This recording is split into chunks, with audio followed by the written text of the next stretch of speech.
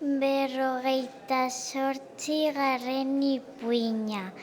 Mika egarritua. Egarritu zen Mika bat eta irten zen ur bila. Heldu zenean iturrira, ikusi zuen sakonduta zegoela ura, berak atxitu ezin zezakeen bezala.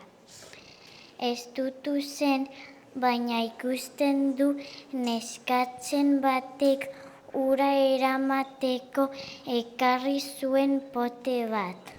Ordea zeina ez zegoen erdiraino baizik urarekin.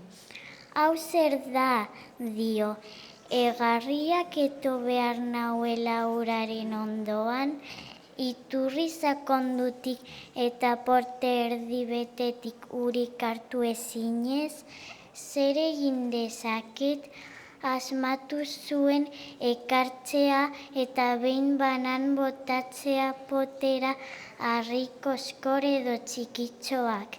Zeinbat gehiago botatzen zituen, hainbat gorago igotzen zen poteko ura. Eta azkenik asmo honekin igoarazi zion berak nahi bezala edan zezakeen neurriraino. Asko dezake eskuak, baina gehiago buruak. Garaituko duzu ezin egina, baldin bazara asko jakina.